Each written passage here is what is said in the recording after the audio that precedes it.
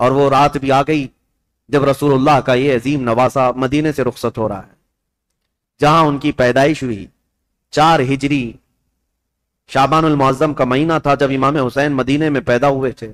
اس دن رسول کریم صلی اللہ تعالی علیہ وسلم کو اتنی خوشی ہوئی تھی، اور پتہ ہے آپ کی ولادت سے پہلے حضور کی چچی ام الفضل حضرت عباس کی بیوی حضرت ام الفضل یہ آئی تھی، خواب دیکھ کر کے ڈر کر کے آئی اور کہا یا رسول اللہ صلی اللہ علیہ وسلم میں ایک بہت ہی عجیب خواب دیکھ کر کے آئی ہوں، مجھے ڈر ہے۔ کہا کیا دیکھی ہو؟ کہا بیان کرنے سے مجھے ڈر لگتا ہے۔ کہا بتائیں تو صحیح خواب کیا ہے؟ تو چچی ام الفضل نے کہا تھا میں نے کل خواب میں دیکھا آپ کے جسم کا ایک ٹکڑا کٹ گیا اور میری گود میں گرا ہے۔ حضور نے فرمایا گھبرانے کی ضرورت نہیں، فاطمہ کے گھر بیٹا پیدا ہوگا اور وہ پرورش کے لیے تمہاری گود میں ڈالا جائے گا، اور فاطمہ کا بیٹا میرے جسم کا ٹکڑا ہے۔ جو رسول کریم صلی اللہ تعالی علیہ وسلم نے جس کو اپنے جسم کا ٹکڑا کہا وہ مدینے میں پروان چڑھا ہے، اور مدینے میں آنکھیں کھولی ہیں، خطبہ رسول کو سنا ہے، حسین پرورش ہے صحابہ کی جھرمٹ میں، ماں فاطمہ الزہرا اور باپ حیدر کرار، نانا رسولوں کا سردار۔ اس عظیم جوان کو میدان میں اترنے کے لیے اب جو وقت آیا وہ عجیب اتفاق تھا کہ اپنا شہر چھوڑنا ہوا۔ امام حسین کہتے ہیں میرے نانا نے یہ فرمایا تھا کہ ہر نبی اس جگہ دفن ہوتا ہے جو جگہ اسے سب سے زیادہ محبوب ہوتی، لہذا سید الانبیاء جہاں دفن ہے تو مدینہ ان کو سب سے زیادہ محبوب ہے۔ لیکن عجیب اتفاق ہے اے حسین، رسول کا جو سب سے محبوب علاقہ ہے وہ مجھ سے چھوٹا چلا جا رہا ہے۔ امام حسین اپنے خاندان کو لے کر حضور صلی اللہ علیہ وسلم کے روضے پر آئے اور آتے ساتھ رو پڑے، کہا نانا جان یہ وہی شہر ہے جہاں میں آپ کے کندھوں کی سواری کرتا تھا، یہاں کے در و دیوار گواہ ہیں اور یہاں موجود لوگ بھی گواہ ہیں کہ آپ سے جو میری محبت تھی یا مجھ سے جو آپ کی محبت تھی اس کے قصے مشہور ہیں۔ لیکن آج میں مدینے سے رخصت ہو رہا ہوں، اس لیے نہیں کہ مجھے کوئی جائیداد بنانی ہے، صرف اس لیے کہ آپ کے دین پر کوئی آنچ آنے نہ پائے۔ امام حسین حضور اکرم صلی اللہ تعالی علیہ وسلم کے روضہ اطہر سے اجازت لیتے ہوئے نکلے تھے۔ مدینے والے کہتے ہیں وہ عجیب سما تھا کہ مدینے والے دیکھتے رہ گئے۔ اہل بیت کا قافلہ جب نکل رہا تھا، اس میں حضرت امام حسین کے بھتیجے، بیٹے، بیٹیاں، بہن اور کئی لوگ شامل تھے۔ یہ قافلہ بعد میں بڑھتا چلا گیا لیکن مدینے سے نکلنے والے قافلے میں اتنے تھے۔ اور پھر امام حسین اپنی والدہ ماجدہ سیدہ کائنات فاطمہ الزہرا کی قبر کے پاس آئے اور بے اختیار رو پڑے، اپنی ماں کو آخری مرتبہ سلام کہہ رہے تھے۔ مدینے والے کہتے ہیں کہ حسین کا جانا ہم نے دیکھا تھا، حسین واپس مدینے کبھی نہ آئے، اور مدینے والے روکتے رہے کہ ہم آپ کی بیعت بھی کریں گے اور آپ کی حمایت بھی کریں گے، آپ مدینے سے نہ جائیں۔ کئی لوگ آپ کے جبے کو تھام کر پکڑے ہوئے تھے، کہا ہم آپ کو چلتا پھرتا دیکھتے ہیں تو رسول اللہ کی یاد آتی، ہم آپ کو یہاں محسوس کرتے ہیں تو ہمیں نبی پاک کی خوشبوئیں محسوس ہوتی ہیں، آپ اگر مدینہ خالی کر کے جائیں تو ہمیں بتائیں رسول اللہ کے گھر میں آپ بچا کون؟ آپ کے بھائی شہید ہو چکے امام حسن، آپ کے باپ بھی نہیں ہیں، رسول اللہ کے گھر کی ایک نشانی آپ ہیں اور آپ جا رہے ہیں اور اپنی اولاد کو بھی لے جا رہے ہیں۔ کیا مدینہ رسول اللہ کے گھر سے خالی ہو جائے گا؟ اگر رسول اللہ کا گھر یہاں نہیں ہے تو پھر کس کا گھر رہے گا؟ مدینے والوں کی وہاں پر جو بہتابی تھی، آہو فغاں تھے، یہاں تک کہ وہ لوگ لڑنے کو تیار ہوئے اور تلواریں نکال چکے تھے۔ کہا حسین ابن علی ہماری تلواریں ہیں آپ کے ساتھ ہیں، اللہ کا واسطہ دیتے ہیں آپ نہ جائیں۔ امام حسین نے ایک ہی جملہ کہا میں رہ تو جاؤں گا تمہاری باتوں پر، لیکن کل کو جو عیاش لڑکا بیٹھا ہوا ہے تخت خلافت پر یعنی یزید، یہ مقابلے کے لیے مدینہ بھی فوج بھیج دے گا اور حرم رسول کو میں مسلمانوں کے خون سے رنگین نہیں کر سکتا، نبی پاک کا شہر میری وجہ سے خون آلود ہو جائے مجھے یہ گوارا نہیں، میں میرے نبی پاک کے شہر کا حد درجہ احترام کرتا ہوں، مجھے جانے دو۔ یہ قافلہ مدینے والوں کی آنکھوں سے اوجھل ہو گیا۔ مدینے والے کہتے ہیں راتوں کی نیند غائب ہو گئی، ہمارا چین و سکون غرق ہو گیا۔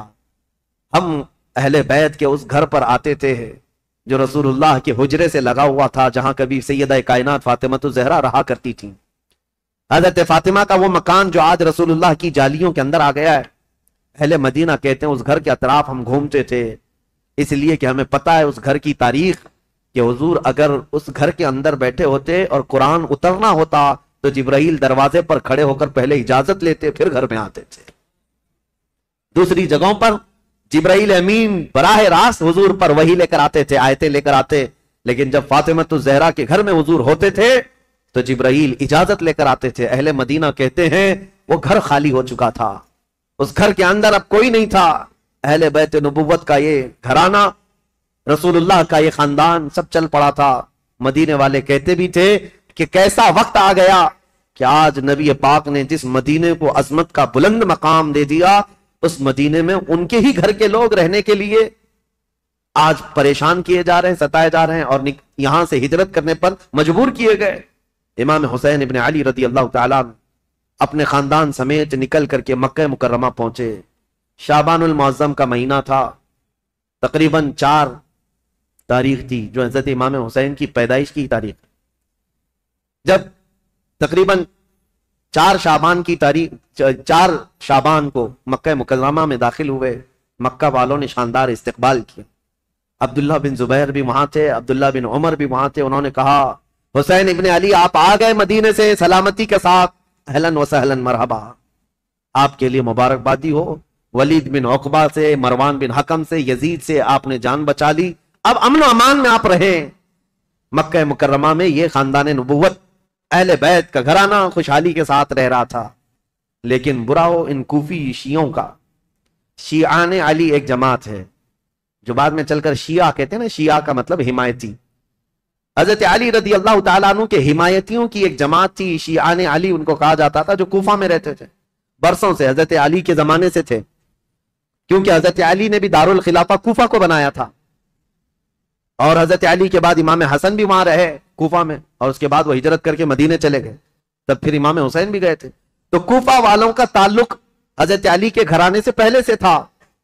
और इमाम हुसैन की ये तारीख मैं आपको बताता हूं कि जब अमीर मुआविया खलीफ यानी हुकूमत कर रहे थे, उस वक्त भी कूफा वाले इमाम हुसैन को खत लिखकर बुला रहे थे कि अमीर मुआविया को माजूल कर देते हैं, आप आ जाइए। इमाम हुसैन ने मना किया, कहा कि मैं फिर से वो अजीम जंगें देखना नहीं चाहता हूं जो मेरे बाप के जमाने में हुई हैं। तो हजरत इमाम हुसैन गए नहीं, अमीर मुआविया के जमाने से कूफा वाले खत लिख रहे थे, आप आ जाइए। अब जब अमीर मुआविया का इंतकाल हो गया और यजीद तख्ते खिलाफत पर बैठ गया, तो कूफा वालों ने एक मीटिंग की। कूफा इराक का एक शहर है, इराक में आज भी वो शहर मौजूद है, और जितने अहले बैत से मोहब्बत करने वाले लोग थे सब जमा हुए और मीटिंग किया। और वो एक शख्स के घर में मीटिंग हुई जिसका नाम मुस्लिम बिन सुर्द बताया गया है। और वो शख्स सारे लोगों को जमा करके कहता है, देखो अमीर मुआविया का तो इंतकाल हो गया और यजीद बैठा है, तुम सबकी राय क्या है? क्या अली के बेटे हुसैन खिलाफत के सबसे ज्यादा हकदार नहीं है? कुफा वालों ने एक जुबान होकर कहा, हाँ, रसूलुल्लाह के नवासे अली इब्न अबी तालिब के बेटे, उनसे ज्यादा हकदार कौन है? तो उन लोगों ने कहा कि हमने ये सुना है कि इमाम हुसैन ने भी यजीद की बैत को कबूल करने से मना कर दिया और वो मदीना छोड़कर मक्का जा चुके हैं। ऐ लोगों, तुम्हारा क्या ख्याल है, हम हुसैन इब्न अली को यहाँ बुला न लें? हम कूफा बुला लेते हैं और यहाँ बुलाकर उनकी खिलाफत को तस्लीम करते हैं, उनके हाथ में बैत कर लेंगे, और फिर धीरे धीरे पूरा हिजाज इमाम हुसैन के हाथ पर बैत कर लेगा, पूरा अरब बैत कर लेगा, और यजीद को हम उतार देंगे तख्ते खिलाफत से। तो कूफा वाले इस बात पर सब इत्तेफाक, और फिर सारे लोगों ने मिल करके खत लिखा इमाम हुसैन के नाम पर। अब्दुल्ला बिन सुबैह हमदानी नाम से एक शख्स था, इसके हाथ में खत देकर भेजे जिसमें कूफा के बड़े रईस और जिम्मेदार जो लोग थे, वहां के जो सरदार थे, उनकी दस्तखतें थी, उनकी मोहरें लगी हुई थी। यह खत रमजान की 10 तारीख को आया। कहां? मक्का मुकर्रमा में। मक्का मुकर्रमा में इमाम हुसैन के पास यह खत आया तो इमाम हुसैन ने देखा, इसमें यह लिखा हुआ था, कूफा वालों ने लिखा था, अल्लाह की हम्द व सना के बाद, हुजूर की सलात व सलाम के बाद कहा अमीर मुआविया का इंतकाल हो गया और उनके बाद यजीद जैसा फासिक व फाजिर शख्स बैठा है, लिहाजा हम उसकी इमारत और उसकी खिलाफत को नहीं तस्लीम करते। ए अली के बेटे हुसैन, आप तशरीफ ले आए, हमारे सर पर कोई इमाम नहीं है, आप तशरीफ लाए, हम आपके हाथ पर बैत करते हैं। यह खत का मजमून था। इमाम हुसैन रजी अल्लाह तआला अन्हु ने यह हरम काबा में इस खत को पढ़ा, उसके बाद लोगों से पूछा, अब सुनिए, कोई एक शख्स ने भी इस बात पर रजामंदी का इजहार नहीं किया। जो बड़े सहाबा थे उन्होंने कहा कूफा वालों की बात पर कभी यकीन नहीं किया जा सकता, ये गद्दार लोग हैं, धोखा दे देते हैं, ये गद्दार लोग हैं, धोखा देते हैं। आपके बाप को भी कूफा में शहीद किया गया, आपके भाई को भी शहीद किया गया है, अब आप वहां क्यों जाना चाहते हैं? मत जाएं, मक्का आपके लिए अमन व अमान के साथ। हजरत इमाम हुसैन ने इन खतूत को नजरअंदाज कर दिया। لیکن 2-3 دن کے بعد تقریباً 53 یا 55 لوگ کوفہ سے چل کر کے مکہ مکرمہ آئے، اور طواف کعبہ کے بعد سب امام حسین کے پاس نظر و نیاز لے کر کے آئے، اور اس کے بعد پھر خطوط لے کر آئے، کوفہ والوں کے حالات بتائے۔ امام حسین نے دوبارہ صحابہ سے مشورہ کیا کہ کیا کرنا چاہیے، تب پھر صحابہ نے وہی بات کی، کوفہ والے غدار قسم کے لوگ ہیں، طبیعت کے اندر ان کے استقامت نہیں، کسی ایک بات پر جمتے نہیں ہیں، آپ مت جائیں۔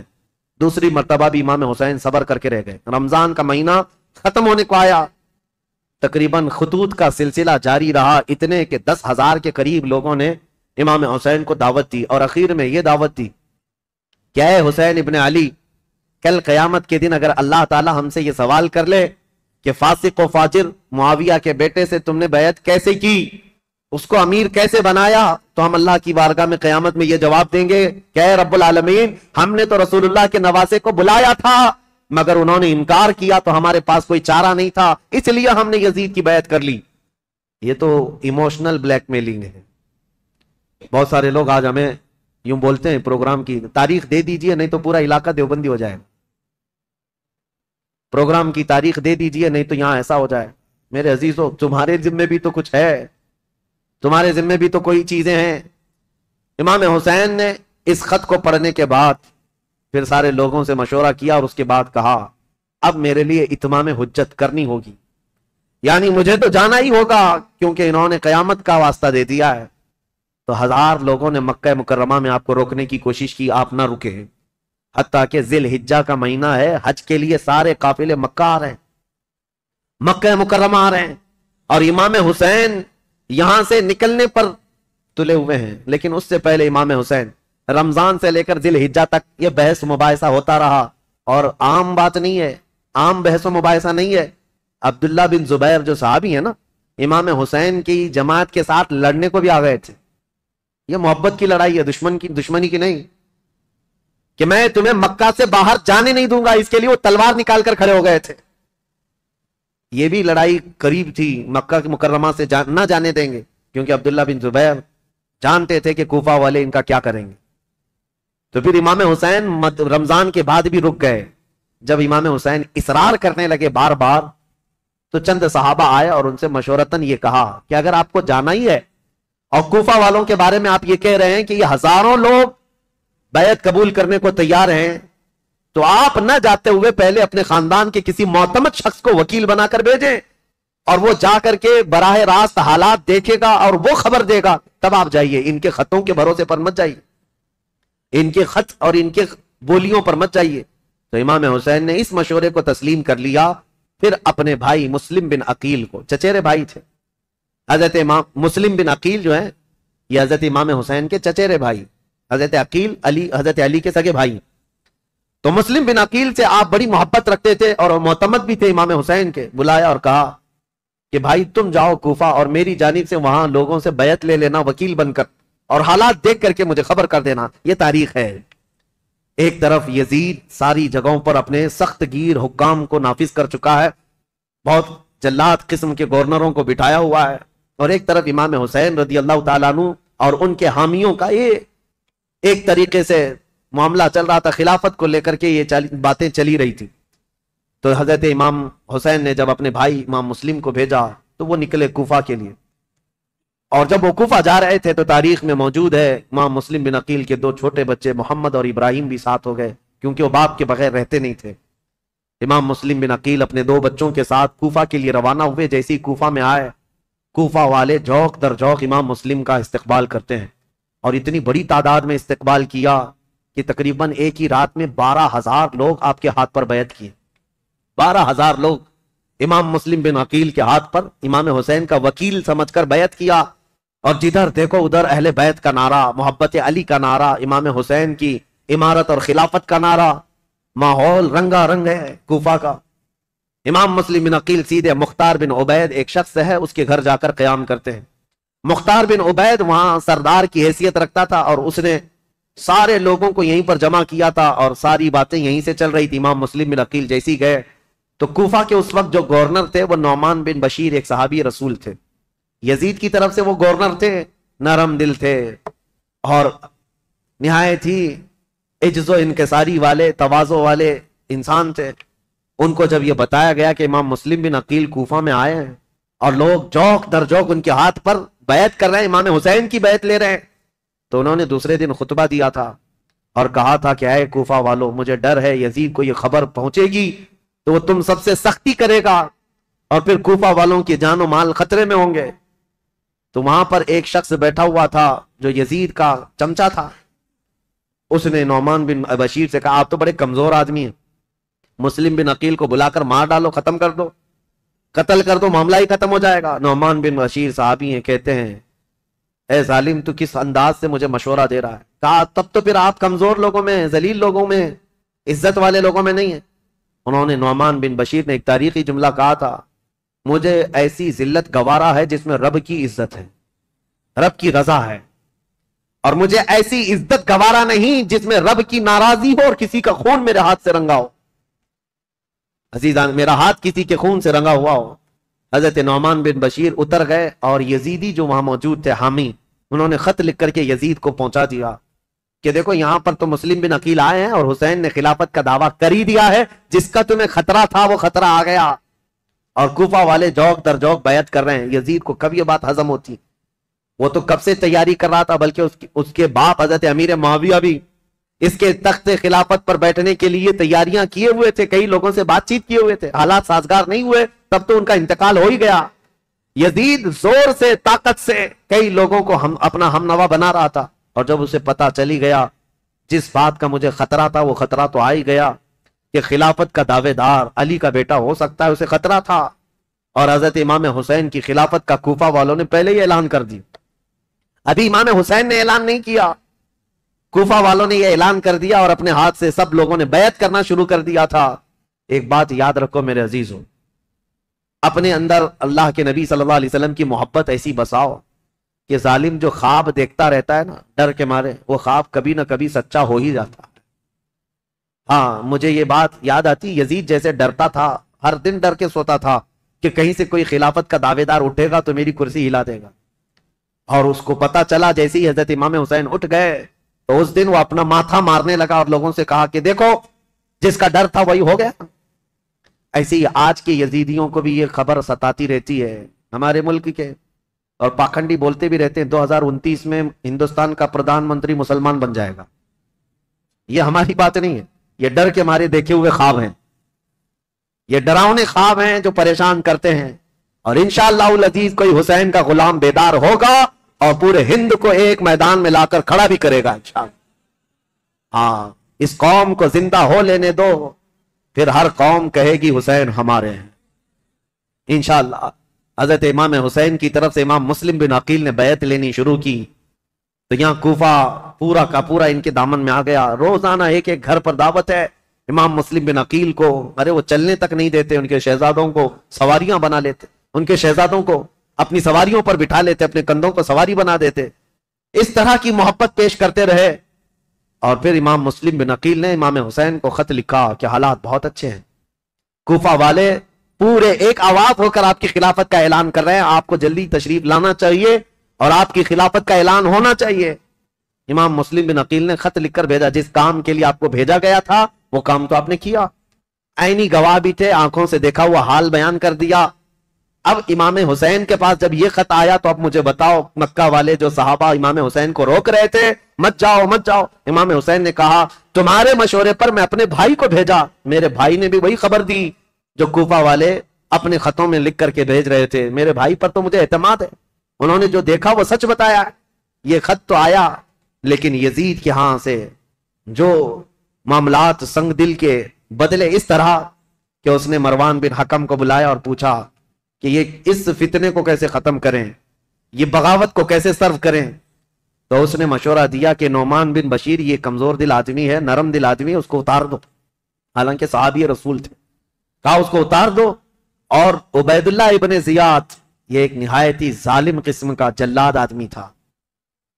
इसकी मां के मुतालिक ही मशहूर था कि जिना करती या करवाती रही जिससे पैदा हुआ, और इसकी जुल्म की दास्तानें लोगों में मशहूर थी। ये बसरा का गवर्नर था। यजीद ने फौरन लेटर लिखकर भेजा कि यहां से उबैदुल्लाह बिन जियाद सीधे कूफा जाए और वहां के हालात को अपने हाथ में कंट्रोल करे। عبید اللہ بن زیاد جیسے ہی یزید کا خط آیا وہ کوفہ نکلا. کوفہ جب گیا تو بھیس بدل کر کے آیا, چہرے پر نقاب ڈال کر کے مدینے کی طرف, مکہ کی طرف سے جو راستہ آتا ہے اس راستے سے کوفہ میں آیا, کیونکہ کوفہ والے روز اس انتظار میں تھے کہ حیدر کرار کے شہزادے امام حسین تشریف لانے والے, رسول اللہ کے بیٹے کوفہ میں آنے والے, روز انتظار میں تھے کیونکہ امام مسلم نے خط لکھ کر کے بھیج دیا ہے, اب وہ آنے والے. تو ابن زیاد یہی دھوکہ دیتے ہوئے اسی راستے سے آیا کہ کوفہ والے یہ سمجھیں کہ حسین ابن علی آئے, اور کوفہ والے وہی سمجھے. خوب نعرے لگائے, مرحبا بک یا ابن رسول اللہ, اے رسول اللہ کے شہزادے مرحبا مرحبا, آپ آ گئے ہمارے کوفہ میں. یہ ظالم کچھ بھی نہیں جواب دیتا تھا, پردہ ڈالے ہوئے جلوس میں چلتا رہا اونٹنی پر بیٹھ کر. اور جب دارالخلافہ پہنچا یا گورنر ہاؤس پہنچا تو وہاں پہنچتے ہی گورنر ہاؤس میں اندر گیا, دروازہ بند کیا, چھت پر کھڑے ہو کر پھر خطبہ دیا اور کہا ہے لوگوں, یہ علی بن ابی طالب کا بیٹا حسین نہیں, میں عبید اللہ بن زیاد یزید کی طرف سے نیا گورنر بن کر آیا ہوں. نعمان بن بشیر کو معزول کیا جاتا ہے, آج سے کوفہ کے سارے معاملات میرے ہاتھ میں ہوں گے.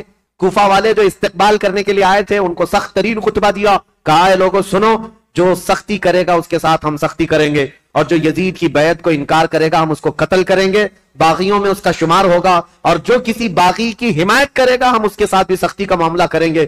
اس کا پہلے ہی دن یہ جو خطبہ سنا لوگوں نے بہت ہی بیزاری کا اظہار کیا, برہمی کا اظہار کیا, لوگ چلے گئے. اب امام مسلم بن عقیل کے حالات اب بدلنے کو آ گئے. کوفہ والے بس گیدڑ بھپکی سے ڈر گئے, عبید اللہ بن زیاد کے ایک خطبے سے ڈر گئے. اور اس کے بعد دوسرے دن عبید اللہ بن زیاد نے کیا کیا, کوفہ کے جتنے قبیلے تھے, خاندان تھے, ان خاندانوں کے جو جو بڑے لوگ تھے, خاندان کا جو بھی رئیس ہوتا, ان سب کو اپنے گورنر ہاؤس میں بلایا اور بلا کر کے اتنا سخت ڈرایا اور کہا تم میں سے کوئی بھی اگر مسلم بن عقیل کو اپنے گھر میں پناہ دیا یا دیتا ہوا نظر آیا تو میں تمہاری پھانسی کا پھندا یہیں پر لٹکاؤں گا, اور اس کے بعد تمہارے لیے وہ عبرتناک سزا ہوگی, اس لیے کہ یزید امیر المومنین کی طرف سے مجھے یہ آرڈر ہے.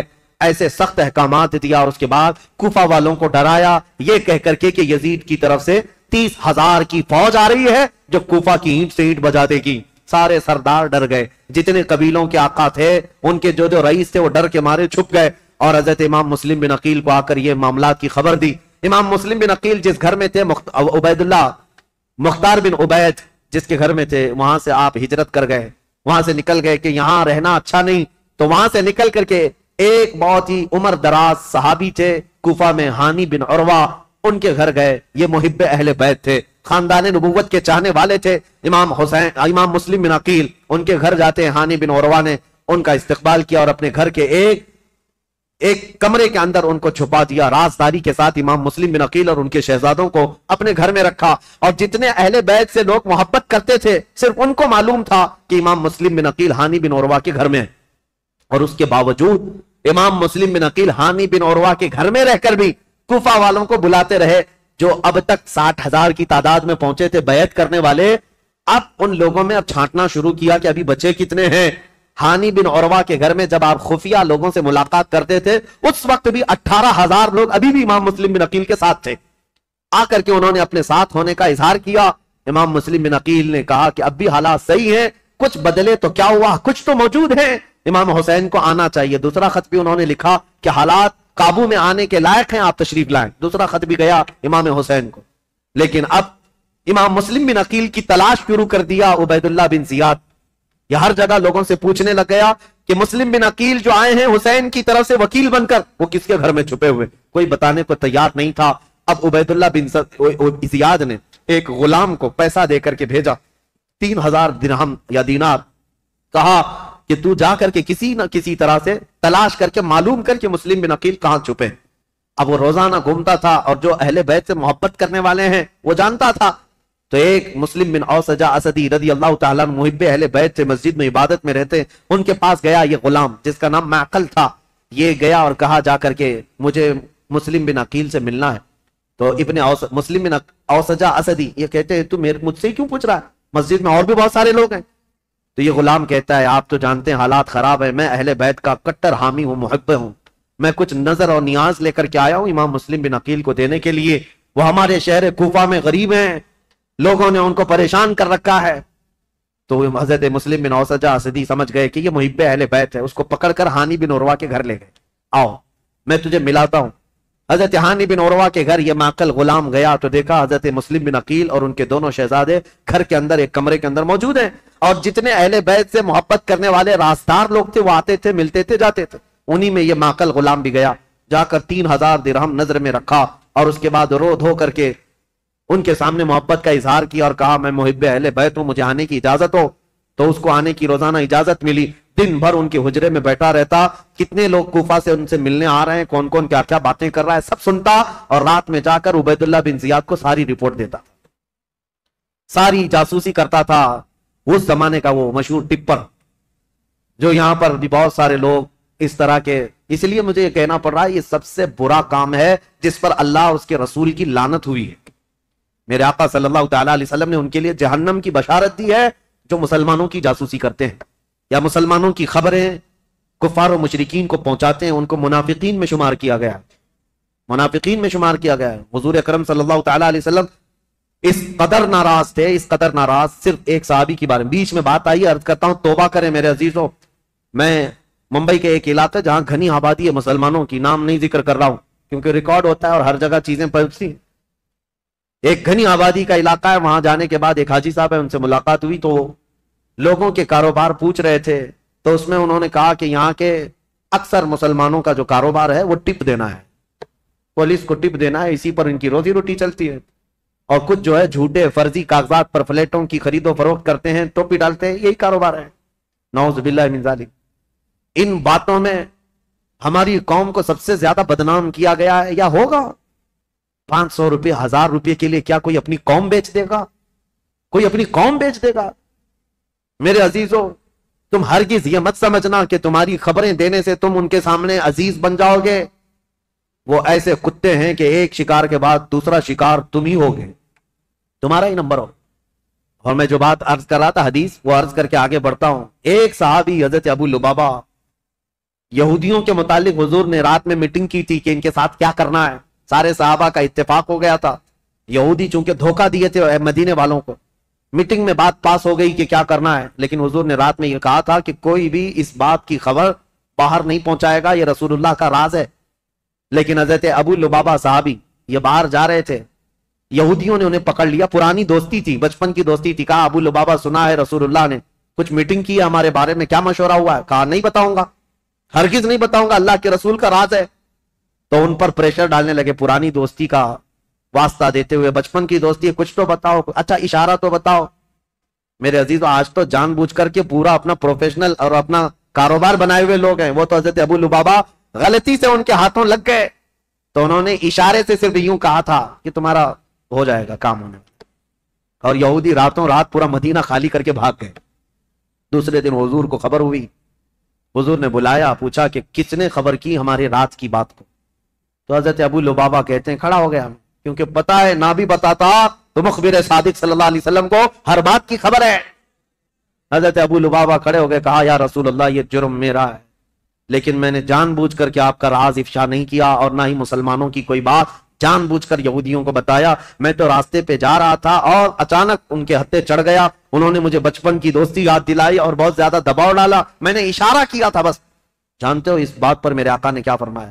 نبی پاک صلی اللہ تعالی علیہ وسلم کھڑے ہو گئے، سارے مدینے کے صحابہ سے کہا آج کے بعد سے ابو لبابہ سے کوئی مسلمان نہ سلام کرے گا نہ مصافحہ کرے گا۔ حضور پاک نے فرمایا مکمل طور پر ابو لبابہ کا بائیکاٹ کرو، کوئی سلام بھی نہیں کرے گا، مصافحہ بھی نہیں کرے گا۔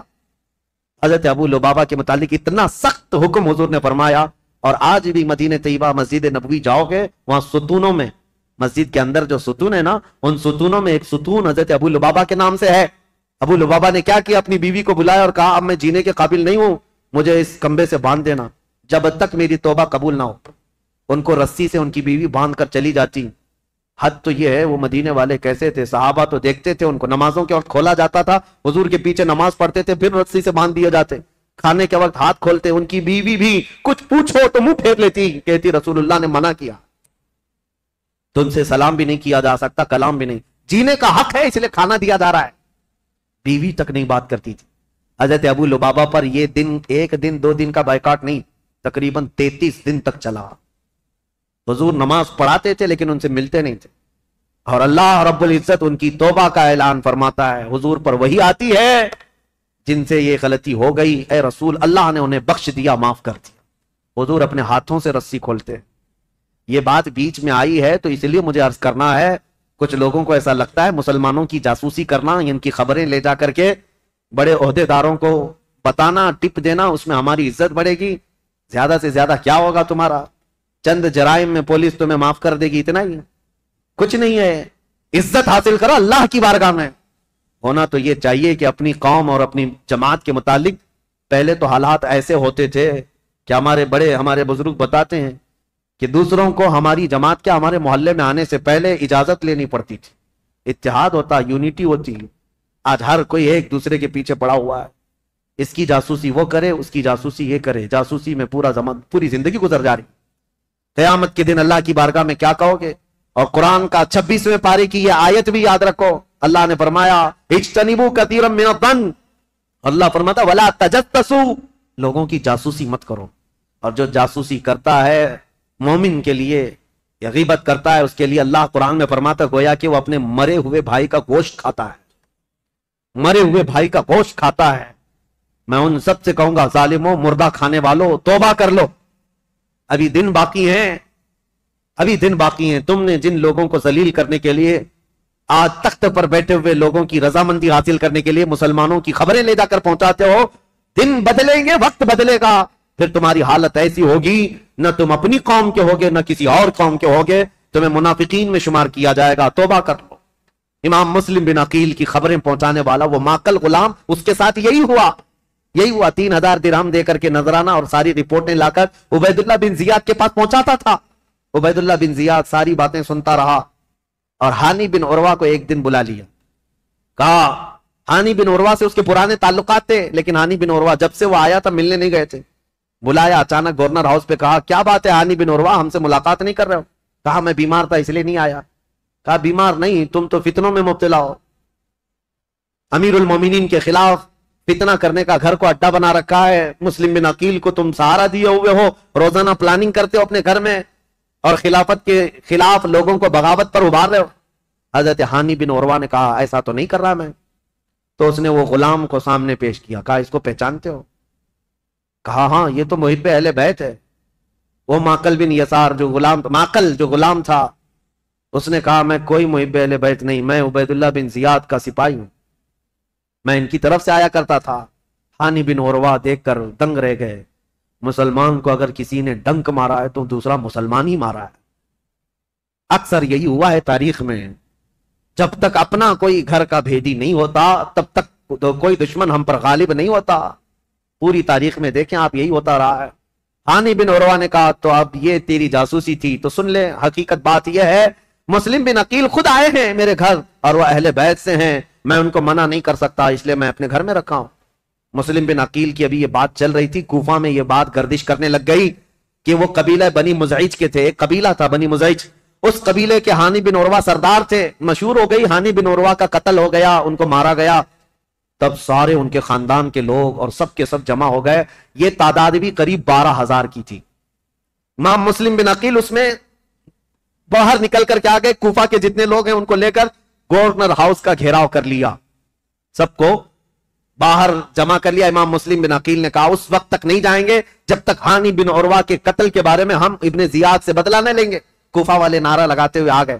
یہ وقت بھی ایسا تھا، امام مسلم بن عقیل چاہتے تو پورے گورنر ہاؤس کو تباہ کر دیتے، لیکن جب 12,000 لوگ آئے تھے تو ابن زیاد نے کیا کیا، ہانی بن عروہ کو اس نے قتل نہیں کیا تھا، وہیں گورنر ہاؤس میں قید کر کے رکھا تھا، بوڑھے صاحب ہی تھے، ان کو پکڑ کر کے چھت پر لایا گیا اور یہ زور زبردستی ان سے کہا گیا اپنے قبیلے والوں سے کہہ دو واپس چلے جائیں، اپنے قبیلے والوں سے کہہ دو مسلم بن عقیل کا ساتھ چھوڑ دیں ورنہ ہانی بن عروہ تمہارا قتل ہو جائے گا، ٹکڑے ہو جائیں گے۔ ہانی بن عروہ چھت پر آئے اور اعلان کیا ہے لوگوں میں زندہ ہوں، مجھے نہیں مارا گیا ہے، لیکن بات یہ ہے فتنہ و فساد ہو رہا ہے، تم لوگ سب منتشر ہو جاؤ۔ تو ابن زیاد کی طرف سے ایک آدمی کھڑا ہوا، کیا ہے بنی مزعج کے لوگوں تم سے ابن زیاد کی کوئی دشمنی نہیں ہے، ہانی بن عروہ کا وہ دوست ہے، تم سب مسلم بن عقیل سے دور ہو جاؤ، ہانی بن عروہ کو کوفہ میں ایک عزت دار عہدہ دیا جائے گا اور ان کو یہاں پر عزت و تکریم سے نوازا جائے گا۔ قبیلے کے سارے لوگ نکل گئے. یہی وہ تاریخ ہے جب امام مسلم بن عقیل رات کو نماز پڑھانے کے لیے کھڑے تھے. عشاء کی 12,000 لوگ تھے. رات بھر یہ قضیہ چلتا رہا اور سارے قبیلے بنی مزیج کے اور کوفہ والے چھوڑ کر کے جاتے رہے. صبح کے وقت امام مسلم بن عقیل کے پیچھے فجر میں صرف 3 لوگ باقی تھے. 3 لوگ باقی رہ گئے. تاریخ میں ایسا باپ کبھی سنا ہے اپنے؟ 12,000 لوگ ایک بیت چھوڑ کر کے جائیں اور 3 لوگ باقی رہ جائیں. یہ رسول اللہ کے خاندان والوں کا بہت عظیم امتحان تھا.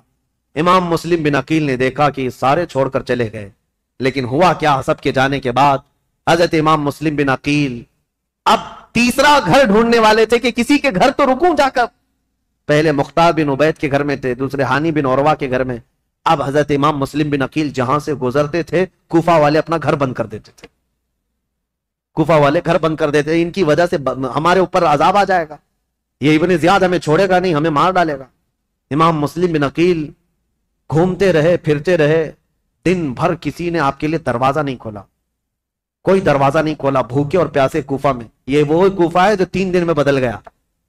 عبید اللہ بن زیاد کے آتے ہی پورے لوگوں کی طبیعت چینج ہو گئی. ایک عورت تھی طوعا نام کی، وہ اہل بیت سے محبت کرنے والی. امام مسلم بن عقیل کو دیکھتی ہے اور لے کر کے آ جاتی ہے، میرے گھر میں رک جائے، چاہے پورا زمانہ مخالف ہو جائے میں اپنی جان کی بازی لگا دوں گی، لیکن رسول اللہ کے گھر والوں کو اس طرح میں راستوں پر گھومتا پھرتا نہیں دیکھ سکتی، آپ آئیں میرے گھر. امام مسلم بن عقیل اس عورت کے گھر گئے. طوعا یہ عورت بڑی جانثار تھی.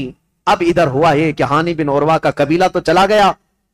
اب ہانی بن عروہ کو جو اس نے دعویٰ کیا تھا کہ ان کو عزت سے نوازا جائے گا، کچھ نہیں. ان کو دوسرے دن کھڑا کیا گورنر ہاؤس میں، کہا مسلم بن عقیل کو میرے حوالے کر دو. ہانی بن عروہ نے کہا میں اپنا سارا گھر اور اپنی جان تیرے حوالے کر سکتا ہوں، مسلم بن عقیل کو تیرے حوالے نہیں کروں گا. اب ان کی دوستی بھی ختم ہو گئی. ہانی بن عروہ نے جب ایسی سختیاں کی تو عبید اللہ بن زیاد نے فوجیوں سے کہا کہ اس بوڑھے کو باہر لے جاؤ اور رسی سے باندھ کر کے راستوں پر کھینچو تاکہ کوفہ والے دیکھتے رہے. ہانی بن عروہ کو عبید اللہ بن زیاد کے ظالم فوجی رسیوں سے باندھ کر کوفہ کی گلیوں میں کھینچتے رہے. صحابی رسول ہیں، بوڑھے صحابی تھے، 80 سال کی عمر تھی. جب گلیوں میں کھینچا جاتا تھا وہ کھڑے ہو کر پوچھتے تھے، چیختے تھے کوئی ہے، کوئی مجھے لاٹھی تو دے دے، کوئی رسی تو دے دے، میں کسی سے حفاظت کر لوں. ان کا خود کا قبیلہ بھی قریب آنے کو تیار نہیں. یہاں تک کہ گھماتے پھراتے ان کو گورنر ہاؤس پر لایا گیا. جب انہوں نے سخت جملے کہے، اے عبید اللہ بن زیاد سن لے، میں گواہی دیتا ہوں تو کذاب ابن کذاب ہے، اور جس کی خلافت کا تو دعویٰ کرتا ہے یزید، وہ سب سے بڑا دجال ہے، کذاب ہے. اس بات پر عبید اللہ بن زیاد نے حکم دیا اور ہانی بن عروہ رضی اللہ تعالیٰ عنہ کو پٹک کر کے قتل کر دیا گیا. صحابی رسول کو شہید کر دیا گیا. میرے عزیزوں، یہاں سے کوفہ میں جو اہل بیت اطہار کے جانثاروں کی شہادت شروع ہوئی، اس میں پہلے ہانی بن عروہ تھے، اور اس کے بعد وہ مسلم بن اوسجہ اسدی جو محب اہل بیت تھے، ان کا قتل ہوا. پھر آپ ڈھونڈنے کے لیے بھیجا کہ جہاں کہیں مسلم بن عقیل ہیں ان کو ڈھونڈ کر کے لاؤ. یہ حالات ہوتے رہے. اور طوعا نام کی عورت کے گھر مسلم بن عقیل تھے. اتفاق ایسا کہ اس طوعا نامی عورت کا جو بیٹا تھا محمد بن اشعث، وہ ابن زیاد کے درباری تھا، فوجی تھا. اور اس کو خبر ملی تو ابن زیاد سے آ کر کے کہا میری ماں نے پناہ دے رکھی ہے مسلم بن عقیل کو، لیکن میری ماں بہت ڈھیٹ ہے، مانے گی نہیں، وہ مجھ سے بھی لڑ جائے گی، مسلم بن عقیل کو حوالے نہیں کرے. تو کیا کیا جائے؟ ابن زیاد نے پوچھا تو اس نے کہا بیٹے نے میرے ساتھ 10 فوجیوں کو بھیجو، کسی نہ کسی طرح گرفتار کر کے لاؤں گا. تو 10 فوجیوں کو یا 12 فوجیوں کو لے کر یہ محمد بن اشعث آیا اور اپنی ماں سے آ کر کہا کہ ماں تو ایک مجرم کو پناہ دی ہے، ماں تو نے ایک غدار کو اور دھوکے باز کو اور خلافت کے باغی کو پناہ دیا ہے، تجھے پتہ نہیں انجام کیا ہے. تو آپ باہر نکلی اور کہا مجھے افسوس ہے اس دن پر جس دن میں نے تجھے دودھ پلایا تھا، اس دن پر مجھے افسوس ہے، اور تو کہتا ہے میں نے باغی کو پناہ دی ہے. نہیں، در حقیقت میں نے رسول اللہ کے گھر کو اپنے گھر میں بسایا ہے، میں نے رسول اللہ کے گھر کو اپنے گھر میں بسایا ہے. مسلم بن عقیل تیرے حوالے نہیں ہوں گے. اپنے بیٹے سے وہ لڑ گئی. اب یہ 12 لوگ امام مسلم بن عقیل کو پکڑنے آئے تو پہلی مرتبہ امام مسلم بن عقیل کو تلوار نکالنی پڑی. کوفہ میں پہلی مرتبہ جب تلوار نکالی تو یہی 10-12 سے آپ کا مقابلہ ہوا. اور یہ 10-12 کیا، یہ حیدر کرار رضی اللہ تعالیٰ عنہ کے گھر کا شیر ہے. مسلم بن عقیل کی تلوار چمکتی تھی اور سامنے وہ بھاگے پھرتے تھے کتوں کی طرح، کوئی پکڑنے کو آتا نہیں تھا. یہاں تک کہ ایک شخص قریب آیا اور امام مسلم بن عقیل پر حملہ کرنے لگا. آپ کا اس کی تلوار منہ پر گری جس سے آپ کا ہونٹ کٹ گیا. امام مسلم بن عقیل کا ہونٹ کٹ گیا. امام مسلم بن عقیل سخت شدت کی دھوپ ہے اس دن. طوعا نامی خاتون سے کہتے ہیں اے محب اہل بیت، جانثاران اہل بیت کی خاتون، مجھے تھوڑا پانی دے دے، میں پانی پیوں گا اور ان کا کام تمام کروں. خاتون پانی لائی، ایک کھٹورے میں پانی لائی. امام مسلم بن عقیل پانی کے لیے جیسی کھٹوری آگے کرتے ہیں، خون پورا اس پانی میں گرتا. آپ نے پانی پھینک دیا کہ خون کا قطرہ پانی میں مل جائے تو حرام ہے، پانی نہیں پیا جا سکتا، خون پینا حرام ہے. دوسری کھٹوری لائی گئی. آپ جب لبوں کے قریب لگاتے اس میں بھی خون ٹپکتا تھا. آپ نے وہ پانی بھی چھوڑ دیا، کہا صاف پانی پینا مسلمان کے لیے حلال ہے، خون جس پانی میں مل جائے وہ حرام ہے، میں حرام پانی اخیر وقت نہیں پی سکتا. تیسری مرتبہ لایا گیا، تیسری مرتبہ بھی وہ کھٹوری خون سے لال ہو گئی. آپ نے رکھ دیا اور کہا شاید اب میری زندگی میں دنیا کا پانی نہیں ہے. امام مسلم بن عقیل لڑنے کے لیے پھر باہر آئے تو ان ظالموں نے کیا کہا، محمد بن عشا سفرہ نے کہا مسلم ہم تم سے لڑنا نہیں چاہتے، امان دیتے ہیں. ایک شخص اس میں سے کہا میں امان دیتا ہوں، بس بات اتنی ہے کہ تم چلو عبید اللہ بن زیاد کے سامنے، تمہارے آمنے سامنے گفتگو ہو جائے. ہم اتنا ہی کہتے ہیں. جیسے آج بھی آتے ہیں نا پولیس والے، صرف بات کرنا ہے، بات کرنے کے لیے جانا ہے. امام مسلم بن عقیل سے کہا صرف بات کرنے کے لیے چلو. اور اس وقت عربوں میں امان دینے کا مطلب یہ ہوتا ہے کہ پھر جنگ نہیں ہوتی، اور اس کے لیے جس نے امان دیا وہ تلوار اٹھا لیتا. عرب میں یہ دستور تھا. تو امام مسلم بن عقیل نے اپنی تلوار چھوڑ دی، کہا چلو ٹھیک ہے تم نے امان دے دی، میں چلتا ہوں ابن زیاد کے پاس گفتگو کروں گا. جب جانے لگے اور اس وقت جیسے ہی ان کی بگی میں بٹھایا گیا، گھوڑے پر بٹھایا گیا، تو ظالموں نے پیچھے سے ان کے ہاتھ باندھنا شروع کر دیا. امام مسلم بن عقیل کے ہاتھ باندھے. آپ نے پوچھا جب تم نے امان دے دیا اور صرف بات ہی کرنا ہے تو پھر یہ ہاتھ باندھنا کیوں شروع کیا، یہ پہلی غداری ہے تمہاری. کہا نہیں ابن زیاد کے پاس چلو. جب وہاں پہنچے تو آپ کو اس انداز سے نہیں لے جایا گیا جیسے بلایا گیا تھا، کھینچ کر کے بے عزتی کے ساتھ لایا گیا، عبید اللہ بن زیاد کے سامنے لایا گیا. اب یہ جو مکالمہ ہوا ہے، جو گفتگو ہوئی ہے، ابن زیاد نے اب گفتگو شروع کی اور کہا اے مسلم بن عقیل کیا تم یہ فتنہ پروری کر رہے ہو؟ یہاں کے لوگ امن و امان میں تھے، یہاں کے لوگ حسب عادت بہت اچھے مزاج کے تھے، اور تم نے آ کر فتنہ ڈال دیا اور حقیقی خلیفہ کے خلاف بغاوت کیا. امام مسلم بن عقیل نے کہا نہ ہم فتنہ کرنے کے لیے آئے اور نہ یہاں کے لوگ امن و امان میں تھے. ہم کو یہ خبر دی گئی کہ یہاں تیرے باپ کی حکومت ظلم کے ساتھ قائم کی گئی ہے اور ان کے ساتھ کوفہ والوں کے ساتھ ظلم ہوتا تھا. ہم ان کو زمانے رسول کی خلافت یا زمانے رسول کی حالت پر لانے کے لیے اپنا شہر چھوڑ کر آئے ہیں. تو ابن زیاد نے کہا اے مسلم بن عقیل تم کو اتنی فکر ہو گئی، تم تو مدینے میں شراب پینے والے لوگ. مسلم بن عقیل نے مسکرا کر کہا پورا زمانہ گواہ ہے رسول اللہ کا گھرانہ شراب تو دور کی بات، میری کھٹوری میں خون کا قطرہ گرا تھا میں نے وہ پھینک دیا ہے. شراب کی بات کرتا ہے، شراب تو تجھ جیسا آدمی پیتا اور تیرا امیر پیتا ہے یزید، جو مسلمانوں کی خون پر اپنی کرسی بچھایا ہوا ہے. یہ باتیں سخت ہو گئی امام مسلم بن عقیل کی اور ابن زیاد کی. ابن زیاد نے کہا کہ مسلم ابھی تمہارے پاس وقت ہے کہ تم یزید کی امارت اور اس کی خلافت کو تسلیم کر لو تو ہمارے درمیان بات بن جائے گی. ابن زیاد نے جیسے ہی کہا، مسلم بن عقیل نے کہا تو ہم سے اس بات کا وعدہ لینا چاہ رہا ہے جو قیامت تک ہونے والا نہیں ہے، جو قیامت تک ہونے والا نہیں ہے، اور ہماری زندگیاں کیا ہماری نسلیں ختم ہو جائیں گی، لیکن جس بات پر تو عہد لینا چاہتا ہے وہ ممکن نہیں ہے. ابن زیاد نے تلوار نکالی اور کہا اگر وہ ممکن نہیں ہے تو پھر میری تلوار سے تمہارا مقابلہ ممکن ہے. مسلم بن عقیل نے کہا میں نہیں کہتا تھا کہ تجھ جیسا خون پینے والا ہی شرابی ہے اور تیرے لیے ہی یہ سزاوار ہے کہ تو ہی مسلمان کے خون سے اپنے آپ کو آلودہ کر سکتا ہے. یہ گفتگو ہوتی رہی کوفہ کے گورنر ہاؤس میں. عبید اللہ بن زیاد نے امام مسلم بن عقیل کو پیچھے ہاتھ باندھ کر اوپر چھت پر لے جانے کا حکم دیا. جلاد کو بلایا اور جلاد کو بلانے کے بعد امام مسلم بن عقیل کی ہڈیاں توڑی گئیں، آپ کی ہڈیاں توڑی گئیں، اور اس کے بعد امام مسلم بن عقیل کو قتل کر کے گورنر ہاؤس کے اوپر سے پھینکا گیا. آپ کا سر مبارک الگ اور جسم مبارک الگ پھینکا گیا تھا. انا للہ و انا الیہ راجعون. یہ خاندان نبوت کے پہلے شہید ہیں، پہلے شہید کوفہ میں جنہوں نے دم توڑ دیا. لیکن جانتے ہو گورنر ہاؤس میں مسلم بن عقیل کی یہ حالت تھی کہ جب آپ کے ہاتھ باندھ کر کے آپ کو اوپر لے جایا جا رہا تھا تو کئی لوگ وہاں موجود تھے. ان کی طرف دیکھ دیکھ کر کے امام مسلم بن عقیل کہہ رہے تھے اے لوگوں دنیا کا یہ دستور ہے، قیصر اور کسریٰ جیسے ظالم بادشاہ بھی جب کسی کو پھانسی دیتے تو پھانسی دینے سے پہلے اس سے پوچھ لیتے تیری کوئی خواہش ہے تو بتا دے، یہ کیسی حکومت تمہاری آ گئی، کیا مجھ سے کوئی پوچھنے والا نہیں ہے؟ تو لوگ کہتے اگر کوئی چیز چاہتے ہو تو بتاؤ۔ امام مسلم بن عقیل یہ کہہ رہے تھے میں یہ نہیں چاہتا کہ میرے بچوں کی دیکھ بھال ہو، میں یہ نہیں چاہتا کہ میرے گھر بار میری جائیداد کا خیال ہو، میں یہ بھی نہیں چاہتا کہ میرے بعد میری خبر مدینے پہنچائی جائے، بس اتنی خواہش ہے میری موت سے پہلے حسین ابن علی کو یہ پیغام پہنچا دو کہ وہ کوفہ جیسے بددیانت شہر میں کبھی نہ آئے، میرا یہ پیغام پہنچا دو کہ وہ اس شہر میں نہ آنے پائیں، اس لیے کہ اس نواز رسول کے ساتھ اگر ایسا ہوا جیسا میرے ساتھ ہو رہا ہے تو قیامت کے دن میں ان کو کیا منہ دکھاؤں گا۔ حسین اگر مجھ سے یہ پوچھے کہ اے مسلم تمہارے خط کی وجہ سے میں آیا تھا اور میرے ساتھ کوفہ والوں نے کیا کیا، اگر حسین ابن علی مجھ سے یہ پوچھ لیں تو میں کیا جواب دوں گا، اس لیے کہ اب تک میں 2 خط لکھ چکا ہوں کہ کوفہ کے حالات بڑے اچھے ہیں، اس لیے اے لوگوں میرا یہ پیغام پہنچا دو حسین ابن علی کوفہ کی طرف نہ آئیں۔ کوفہ کے گورنر ہاؤس میں بیٹھے ہوئے لوگ پھٹا مار کر ہنسنے لگے اور کہا مسلم بن عقیل تمہاری یہ خواہش پوری نہیں کی جائے گی اور نہ ہی یہ پیغام حسین تک پہنچایا جائے گا، جاؤ تم پھانسی کے پھندے پر، اگر حسین آتے ہیں تو انہیں بھی اسی طرح کا مزہ چکھایا جائے گا۔ امام مسلم بن عقیل کی شہادت ہو گئی، اور جیسے ہی ان کی شہادت ہوئی میرے عزیزو، ہانی بن عروہ جو ان کے جانثار تھے، ان کے محب تھے، ان کا قتل ہوا، مسلم بن اوسجہ کا قتل ہوا، اب مسلم بن عقیل کا قتل ہوا۔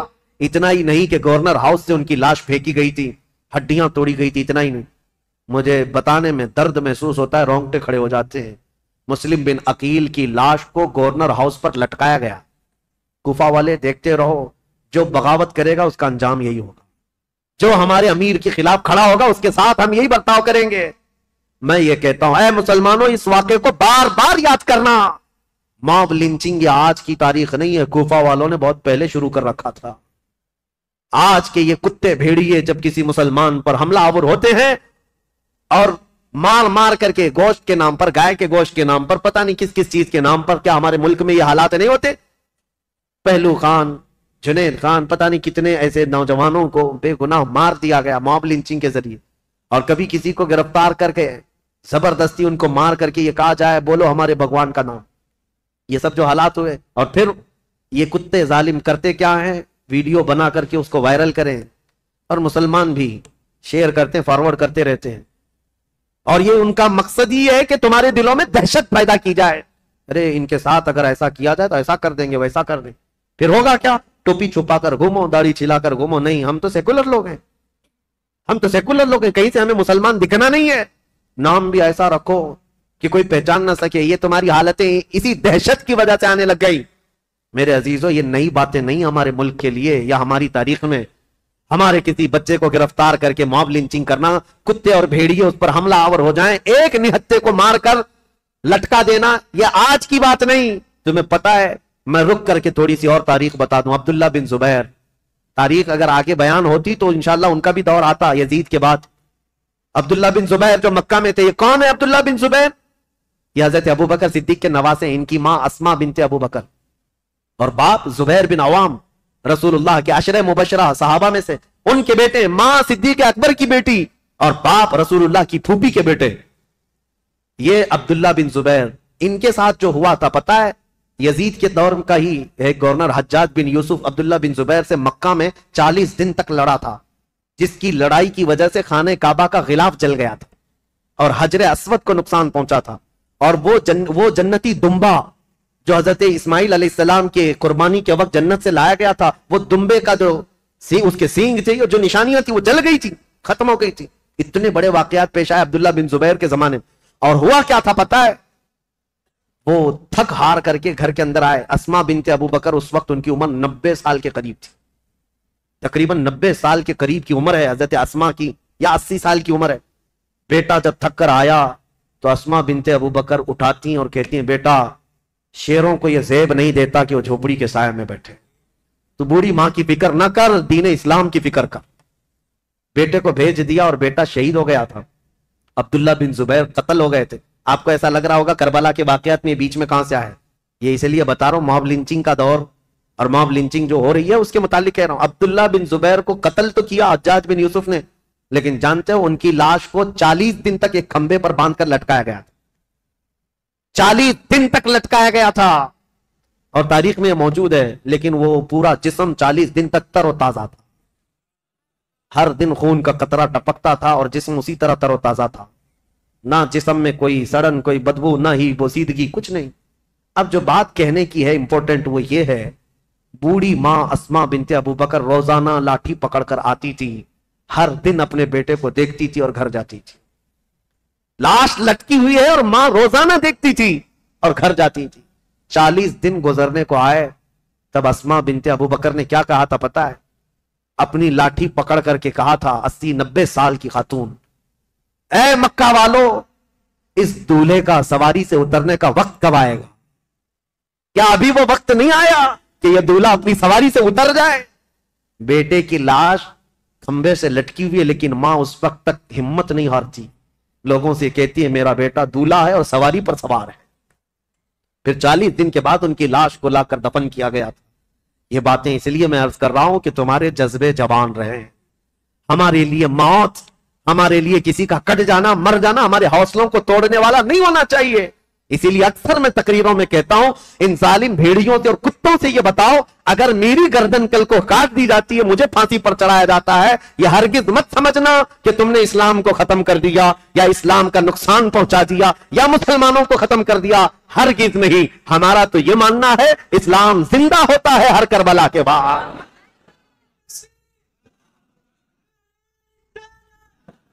اسلام زندہ ہوتا ہے ہر کربلا کے بعد۔ حضرت امام مسلم بن عقیل کی لاش کو لٹکا کر کوفہ والوں نے یہ موب لنچنگ ہی تو کیا تھا، تو کیا اس وقت اسلام ختم ہو گیا؟ سب ڈر کر کے، سہم کر کے سب چیزیں چھوڑ دیے؟ نہیں میرے عزیزو، اسلام پھلتا رہا، پھولتا رہا۔ اسی لیے یہ کچھ دیر کی خاموشی ہے، پھر شور آئے۔ آج کتوں کا وقت ہے، کل ہمارا دور ہے انشاءاللہ العزیز۔ امام مسلم بن عقیل کی شہادت کے بعد جو ہولناک مناظر پیش آئے کوفہ کی سرزمین پر، وہ بیان سے باہر ہیں میرے عزیزو۔ اب میں رلانے کے لیے بیان نہیں کرتا، لیکن غم ہمارا قدرتی ہے، غم ہمارا فطرتی ہے، آ جاتا ہے۔ میں تو بیان اس لیے کرتا ہوں کہ ہمارے بچے جوان رہیں اور بوڑھے بھی جوان رہیں۔ کربلا کی داستان سن کر ڈر کر کے، سہم کر کے، حالات سے سمجھوتا کرنے والی باتیں نہ کریں، بلکہ ہمیشہ ایک بات یاد رکھیں، تلوے چاٹنے والوں کی تاریخ نہیں لکھی جاتی، باطل سے ٹکرانے والوں کی تاریخ لکھی جاتی ہے۔ یہ کوئی کمال کی بات نہیں، آج جو حکومت میں ہے اس کے تلوے چاٹیں، اس کی جوتیاں اٹھائیں۔ یہ چڑھتے سورج کو پوجا کرنے والے لوگ ہر زمانے میں آتے رہیں گے، ان کا نام و نشان نہیں ہوتا۔ دیکھیں زمانے بدلتے گئے، بدلتے گئے، بہت سارے بادشاہ آئے یا بڑے بڑے لیڈر آئے، لیکن تاریخ میں جو حسین کا مقام